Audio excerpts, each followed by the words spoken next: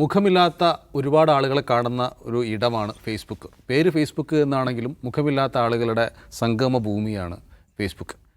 അവിടെ ഈ നമ്മുടെ ഈ ഔട്ട് ഓഫ് ഫോക്കസിന് താഴെ തന്നെ കമൻ്റ് ഇടുന്ന ഒരുപാട് കമൻറ്റുകളുടെ പ്രൊഫൈലിൽ പോയാൽ നിങ്ങൾക്ക് കാണാൻ പറ്റും. Profile is locked. അത് തുറന്ന ആരാണ്, എന്താണ്, എവിടെ നിന്നാണെന്ന് നമുക്കറിയാൻ പറ്റില്ല. അതൊരു കാര്യം. മറ്റൊന്ന്, ഇപ്പോൾ സാബു മോൻ കഴിഞ്ഞ ദിവസം ഒരു പോസ്റ്റുമായി വന്നിരുന്നു. അദ്ദേഹത്തിനെ ഷൂട്ട് ചെയ്യാൻ ചുറ്റും കൂടിയ വ്ളോഗർമാരെ, മൊബൈൽ ഫോണുമായി വന്ന വ്ളോഗർമാരെ അദ്ദേഹം ഷൂട്ട് ചെയ്തു.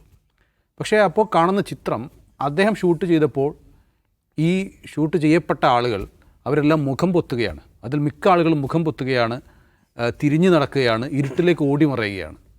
അതിൽ ഈ സെലിബ്രിറ്റികളെ വീഡിയോ എടുത്ത് ആഘോഷിക്കുന്ന ഒരുപാട് വ്ളോഗർമാർ അതിലുണ്ടായിരുന്നു എന്നുള്ളതാണ് സത്യം. അപ്പോൾ സാബുമോൻ ചോദിക്കുന്നുണ്ട്, നിങ്ങളുടെ മുഖം കാണിക്കുന്നത് നിങ്ങൾക്ക് എന്താണ് പ്രശ്നം? നിങ്ങളല്ലേ സെലിബ്രിറ്റികൾ, നിങ്ങളല്ലേ പപ്പരാസികൾ എന്നൊക്കെ അദ്ദേഹം ചോദിക്കുകയും ചെയ്യുന്നുണ്ട്. അപ്പോൾ എന്തുകൊണ്ടാണ് ഇവർക്ക് മുഖം കാണിക്കാൻ എത്ര മടി എന്നുള്ളതാണ്. ഈ ആളുകളൊക്കെ ഇവരൊക്കെ മാധ്യമപ്രവർത്തകർ എന്ന രീതിയിലൊക്കെ വ്യാഖ്യാനിക്കുകയും ചെയ്യുന്നുണ്ട്. മാധ്യമപ്രവർത്തകർ ഇങ്ങനെയാണ് എന്ന് നമ്മൾ കൂടി അതിൻ്റെ അകത്തേക്ക് പെട്ടുപോകുന്നൊരവസ്ഥയിലേക്ക് വിമർശനങ്ങൾ വരികയും ചെയ്യുന്നുണ്ട്. അജിംസൺ നേരത്തെ പറഞ്ഞതിൻ്റെ ബാക്കിയായിട്ട് ഇതിനെ പറയാമെന്ന് തോന്നുന്നു അല്ലേ? ഈ പപ്പരാസികൾ എന്ന് പറയുന്ന ആളുകളുണ്ടല്ലോ, മുമ്പ് ഈ ഡിജിറ്റൽ മീഡിയ വരുന്നതിന് മുമ്പുണ്ടായിരുന്ന ആളുകളാണ് അവർ. പപ്പരാസികൾ എന്ന് പറഞ്ഞപ്പോൾ UK ടാബ്ലോയിഡുകൾ എന്ന് പറഞ്ഞാൽ, അതായത് ഈ ചെറിയ പേപ്പറുകളുണ്ടല്ലോ, വീതി കുറഞ്ഞ പത്രങ്ങൾ, അതിലെ പ്രധാനപ്പെട്ട ഫ്രണ്ട് പേജിൽ തന്നെ ഗോസിപ്പുകളായിരിക്കും ഉണ്ടാവുക. നമ്മൾ ഈ 3rd പേജിൽ വരുന്ന സാധനങ്ങളൊക്കെ മിക്കവാറും ഫസ്റ്റ് പേജിൽ വരും. അപ്പോൾ രാജകുടുംബാംഗങ്ങളുടെ സ്വകാര്യ നിമിഷങ്ങൾ ഫോട്ടോയിൽ പകർത്തുക, സിനിമാ താരങ്ങൾ പുറത്തേക്ക് ഇറങ്ങിയാൽ ക്യാമറയുമായി പുറത്തേക്ക് വിടുക, ഇതൊക്കെയാണ് പാപ്പരാസികളുടെ പ്രധാന പണി. അതിൻ്റെ ഒരു രക്തസാക്ഷിയായിരുന്നു ഡയാന രാജകുമാരി. അപ്പോൾ ഈ പാപ്പരാസികളുടെ ആ യുഗം അവസാനിച്ചു കഴിഞ്ഞപ്പോൾ നമ്മളിപ്പോൾ കാണുന്നത് ഓൺലൈൻ പാപ്പരാസികളുടെ ലൈഫാണ്. ഈ പാപ്പരാസികളെ പൂർണ്ണമായിട്ടും സെലിബ്രിറ്റികൾ ഒഴിവാക്കുന്നില്ല. യഥാർത്ഥത്തിൽ അവരെ മാർക്കറ്റ് ചെയ്യാൻ വേണ്ടി പാപ്പരാസികൾ ഉപയോഗിക്കുന്നുണ്ട്. അങ്ങനെ ഒരുപാട് വീഡിയോസ് കാണാൻ പറ്റും. ഒരു ഉദ്ഘാടനത്തിന് മാത്രമായി ഇപ്പോൾ സമീപകാലത്ത് പ്രത്യക്ഷപ്പെടുന്ന ഒരു നടി ഏതോ ഒരു ക്യാമറയുടെ മുമ്പിൽ വന്നിട്ട് ഒന്ന് തിരിയൂ എന്ന് പറയുമ്പോൾ അവരെ പിൻഭാഗം കാണിച്ചു കൊടുക്കുകയാണ്, എടുത്തോ എന്ന് പറഞ്ഞിട്ട്. അപ്പോൾ അങ്ങനെ ചെയ്യുന്നവരുണ്ട്. അതായത് തന്നെ മാർക്കറ്റ് ചെയ്യാൻ വേണ്ടി ഈ പാപ്പരാസികൾ ഉപയോഗിക്കുന്നവരുണ്ട്. പക്ഷേ അതേസമയം ഇത് വലിയ തോതിലുള്ള മെൻ്റൽ ട്രോമയായി മാറുന്ന സെലിബ്രിറ്റികളും ഉണ്ടാകും. അവർ തുറന്നു പറയുന്നില്ല എന്നുള്ളതാണ് പല രീതിയിൽ. ഇപ്പോൾ ഉദാഹരണത്തിന്, ഇപ്പോൾ ഏതെങ്കിലും ഒരു തിയേറ്ററുകളിലേക്ക് ഏതെങ്കിലും ഫംഗ്ഷനോ ഒരു സിനിമാ താരം ഒരു സ്ത്രീയാണെങ്കിൽ ക്യാമറ ഹൈ ആംഗിളിലായിരിക്കും. ഈ ക്യാമറയുടെ ഒരു പ്രശ്നം നമ്മൾ ജേർണലിസം ക്ലാസ്സിൽ പഠിച്ചിട്ടുണ്ടല്ലോ, അതൊരു മെയിൽ ഗേസ് ഉണ്ട്.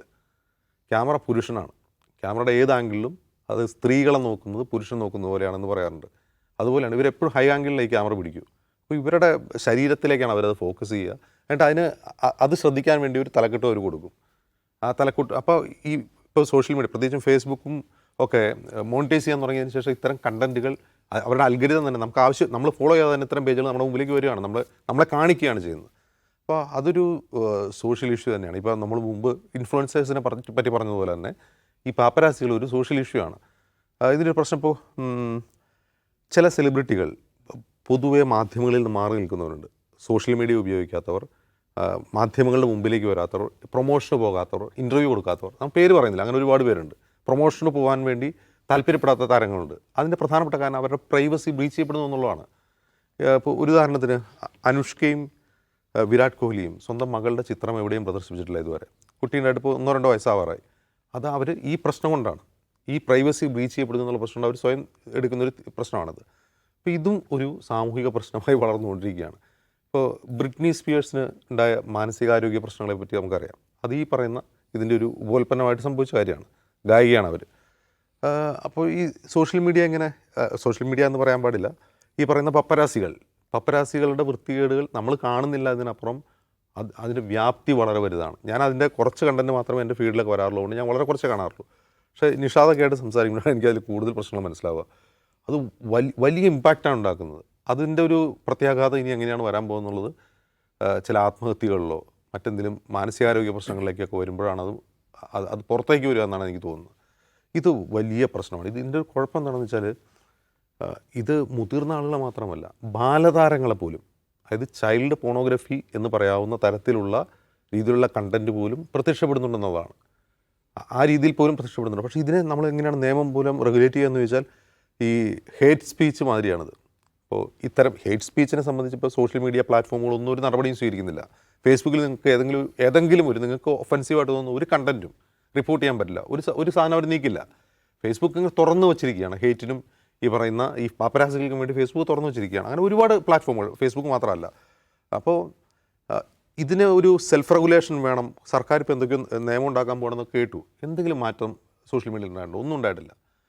ഈ പറയുന്ന കാര്യങ്ങൾ, ഹെയ്റ്റ് തടയുന്ന കാര്യത്തിലും ഈ പറയുന്ന പാപ്പരാസികളെ തടയുന്ന കാര്യത്തിലും ഒരു തരത്തിലുള്ള നിയന്ത്രണമോ റെഗുലേഷനോ കേന്ദ്ര സർക്കാർ ഉണ്ടാക്കിയ പുതിയ റൂളിന് ഉണ്ടാക്കാൻ കഴിഞ്ഞിട്ടില്ല. അവരെന്താ ചെയ്യുന്നതെന്ന് അറിയില്ല.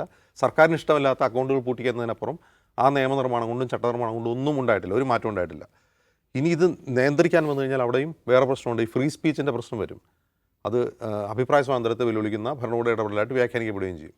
അപ്പോൾ ഇത് ഞാൻ പറയുന്ന ആദ്യം ഇൻഫ്ലുവൻസേഴ്സിൻ്റെ കാര്യം പറഞ്ഞതുപോലെ തന്നെ ഇതിൽ ഒരു സ്വയം റെസ്ട്രിക്ഷനോടൊപ്പം തന്നെ ഭരണകൂടത്തിൻ്റെ അല്ല, ഈ പറയുന്ന പ്ലാറ്റ്ഫോമുകൾ ഏതോ തരത്തിൽ ഇതിനെ നിയന്ത്രിക്കേണ്ടതുണ്ട്. എന്ത് കണ്ടൻറ്റാണ് ഞങ്ങളുടെ പ്ലാറ്റ്ഫോം സാധാരണക്കാർക്ക് പ്രൊവൈഡ് ചെയ്യുന്നത്, ആ സമൂഹത്തിൽ ഉണ്ടാകുന്ന ഇമ്പാക്റ്റ് എന്താണ്, ആൽഗോരിതം കൊണ്ടും കൂടുതൽ റീച്ച് കൊണ്ടും ഞങ്ങൾക്ക് പരസ്യവും ലാഭവും സ്ക്രീൻ ടൈമും കിട്ടുന്നു എന്നുള്ളത് മാത്രമാണ് ഞങ്ങൾ നോക്കേണ്ടത്. അപ്പോൾ ഈ കോർപ്പറേറ്റുകൾ ഇതൊരു ജയൻറ്റുകളാണ്, കോർപ്പറേറ്റ് ജയൻറ്റുകളായി മാറിക്കഴിഞ്ഞു പ്ലാറ്റ്ഫോമുകൾ. അവരെ തിരുത്തിക്കാൻ ആർക്കാണ് സാധിക്കുക? അത് ഭരണകൂടത്തിനാണ് സാധിക്കുക. പക്ഷെ അതിൽ സൊസൈറ്റി എന്നുള്ള ഒരു ഫീഡ്ബാക്ക് കൂടി എടുത്തിട്ട് എക്സ്പെർട്ടുകളുടെ ഒരു വിഷനൊക്കെ വെച്ച് അതിനുവേണ്ടി ഒരു ഫ്രെയിം വർക്ക് ഉണ്ടാക്കിയേ പറ്റൂ. അല്ലെങ്കിൽ അത് ഗുരുതരമായ സാമൂഹിക പ്രശ്നങ്ങളിലേക്ക് പോകുമെന്നാണ് എനിക്ക് തോന്നുന്നത്. പക്ഷെ അത് നമ്മൾ ഇത്തരത്തിലുള്ള വീഡിയോകളിലേക്ക് പോകുന്നില്ലെങ്കിൽ തന്നെയും നമുക്കും ഒരു സ്വയം വിമർശനം നടത്തേണ്ട ഒരു ഘട്ടമല്ല ഇത് മാധ്യമങ്ങൾക്ക്. ഞാൻ നടത്തില്ല.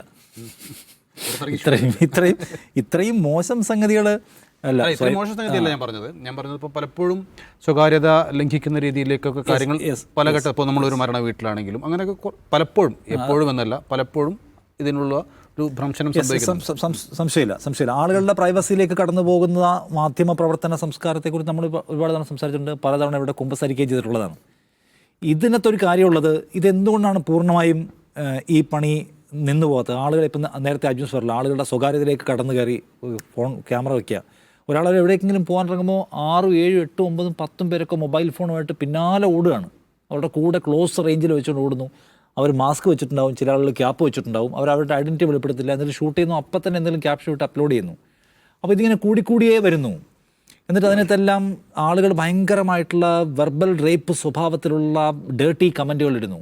അങ്ങനെ വീഡിയോയ്ക്ക് റീച്ച് കൂടുന്നു, എൻഗേജ്മെൻറ്റ് കൂടുന്നു, അതിൻ്റെ അടിസ്ഥാനത്തിൽ പൈസ ഉണ്ടാക്കുന്നു, മില്യൺസ് ഓഫ് ഫോളോവേഴ്സിനെ ഉണ്ടാക്കുന്നു ഈ പറയുന്ന ഈ എൻ്റർടൈൻമെൻറ്റ് പേരുകളുള്ള ഫേസ്ബുക്ക് പേജുകൾ.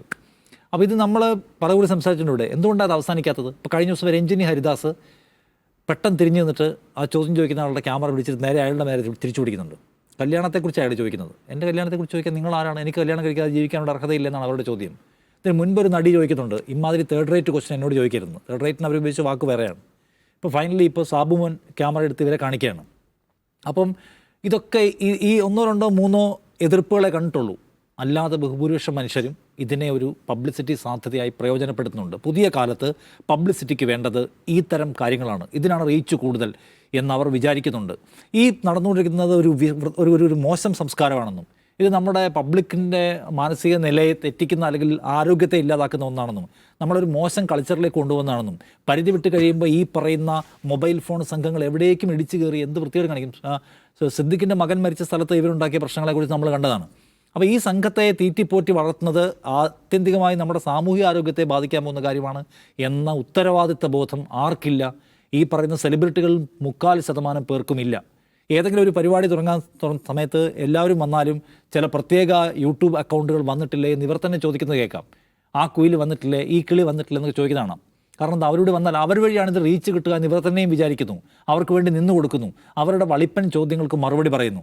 എന്ന് വെച്ചാൽ എൻ്റെ റീച്ചിനും എൻ്റെ പബ്ലിസിറ്റിക്കും ഇവരാണ് നല്ലത് എന്ന് വിചാരിക്കുകയാണ്. അത് സമൂഹത്തിന് അപകടകരമായിട്ടുള്ള ഒരു സംസ്കാരത്തെ തീറ്റിപ്പോറ്റി വളർത്തലാണ്. അത് ആദ്യം അവസാനിപ്പിക്കണം. ഇപ്പോൾ രഞ്ജിനിയെ പോലുള്ള ആൾക്കാർ അവർ വളരെ കറക്റ്റാണ്, അവരുടെ പേഴ്സണൽ ലൈഫിലേക്ക് നിങ്ങൾ ഇടപെടേണ്ടതില്ല എന്ന് തീരുമാനിച്ചുകൊണ്ടാണ് അവരതിന് മറുപടി പറയുന്നത്. മോശം ചോദ്യങ്ങൾ ചോദിക്കരുത്, നിങ്ങൾക്ക് എന്തെങ്കിലും വാലിഡ് ക്വസ്റ്റ്യൻസ് ഉണ്ടോ? ഇന്നിപ്പോൾ കാണുന്നു സുരേഷ് ഗോപിയുടെ മൂത്ത മകനൊരു ചോദ്യത്തിന് നിങ്ങൾ ആരെങ്കിലും പാപ്പരാസികളോട് മറുപടി പറയാൻ ഞാനില്ല, ടാഗുള്ളവരാണെങ്കിൽ മറുപടി പറയാമെന്ന്. ഞാനൊരു സ്ക്രീൻഷോട്ട് കണ്ടാണ്, അദ്ദേഹം അത് പറഞ്ഞോ എന്ന് എനിക്കറിയില്ല. പറഞ്ഞെങ്കിൽ അങ്ങനെ റെസ്പോൺസിബിളായിട്ട് ഈ പണിയെടുക്കുന്ന ആൾക്കാരുമായിട്ട് എൻഗേജ് ചെയ്താൽ മതിയെന്ന് തീരുമാനിക്കാനുള്ള ഉത്തരവാദിത്തം ഈ പറയുന്ന സെലിബ്രിറ്റീസ് ആയിട്ടുള്ള ആൾക്കാർക്ക് ഉണ്ട്. ഇതൊരു കച്ചവടമാണ്, ഒരു നിലയ്ക്കും വേറൊന്നും കാണേണ്ടതില്ല. ഇത് മാധ്യമപ്രവർത്തനം എന്ന് പറയുന്ന കാര്യമേ അല്ല, വേറെ തരത്തിലുള്ള തൊഴിൽ, ഇതൊരു തൊഴിലാണല്ലോ എന്നും കാണേണ്ട കാര്യമില്ല. ഇത് മനുഷ്യരെ ഡേർട്ടി കമൻറ്റുകൾക്കും വെർബൽ റേപ്പിനും ഇട്ടുകൊടുത്ത് കാശുണ്ടാക്കുന്ന ഒരു സംഘമാണ്. ഇതിനെ പ്രോത്സാഹിപ്പിച്ചാൽ നാളെ എല്ലാവർക്കും ഇഷ്ടമുള്ളവരല്ല. കഴിഞ്ഞ ദിവസം നമ്മളല്ല ഫഹദ് ഫാസിൽ, അദ്ദേഹം ഇതിനകത്ത് ഭയങ്കരമായി രസിക്കുന്ന ആളല്ല, അയാളുടെ കംഫർട്ട് സ്പേസിനെ കുറിച്ച് കാണുന്ന ആളാണ് അയാൾ. അപ്പോൾ അങ്ങനെയുള്ള ആൾക്കാരുണ്ട്. ഇവരെ ഇതിന് തുറന്നു വിട്ടാലുള്ള കുഴപ്പം, ഇവർ നാളെ ഏത് പെൺകുട്ടിയെ കണ്ടാലും ഏത് പെൺകുഞ്ഞിനെ കണ്ടാലും അതിൻ്റെയൊക്കെ വിപണി സാധ്യതയെക്കുറിച്ച് ആലോചിക്കുകയും അതിൻ്റെ വീഡിയോ ഫുട്ടേജുകൾ എടുത്ത് അപ്ലോഡ് ചെയ്യുകയും ചെയ്യും. അതിൻ്റെ പ്രയാസം ആരനുഭവിക്കും? അങ്ങനെ കടന്നേ പോവാണ്. ഇപ്പോൾ കഴിഞ്ഞ ദിവസം ഒരാൾ പറയുന്നു, അത് ആരെ കണ്ടാലും, ഇപ്പോൾ സിനിമാ താരങ്ങളൊന്നുമല്ല, ഏതെങ്കിലും ഗായികമാരെ കണ്ടാൽ, പാട്ട് പാടുന്നവരെ കണ്ടാൽ അവരെയൊക്കെ ഉപയോഗപ്പെടുത്തുകയാണ്. അവരുള്ള സ്നേഹമല്ല. നമ്മൾ ഇതിനു മുമ്പ് പറഞ്ഞിട്ടുണ്ട്, ഈ മാധ്യമപ്രവർത്തനം ഇഷ്ടമാണോ എന്ന് പറഞ്ഞ് ഫേസ്ബുക്കിൽ പടവിടും. ഇപ്പം അറിയാലോ, പടത്തിന് വരുമാനം വന്നു തുടങ്ങിയിരിക്കുന്നു ഫേസ്ബുക്കിൻ്റെ പുതിയ പോളിസി പ്രകാരം. അപ്പോൾ അതിനകത്ത് ആ മാധ്യമപ്രവർത്തനം ഇഷ്ടമുള്ളവർ, ഇഷ്ടമില്ലാത്തവർ എല്ലാവരും കൂടി വന്ന് കമൻറ്റ് ചെയ്യാൻ തുടങ്ങുന്നവർ മാത്രമല്ല, കുടുംബമുണ്ട്. കുടുംബവും എല്ലാവരും. ഞാൻ ഒരു കാലത്ത് അതിൻ്റെ അറിയായിരുന്നു. അപ്പോൾ അങ്ങനെ ഇതാണ് കച്ചവടമാണ്. ഈ കച്ചവടത്തോട് ഈ മനുഷ്യരുടെ അന്തസ്സിനെ, മനുഷ്യരുടെ സ്വകാര്യതയെയും അഭിമാനത്തെയും അനുമതിയില്ലാതെ വിറ്റ് കാശാക്കുന്ന കച്ചവടമാണ്. അതിനോടൊരു തൊഴിൽ മേഖല എന്നുള്ള ഒരു മമതല ആവശ്യമില്ല.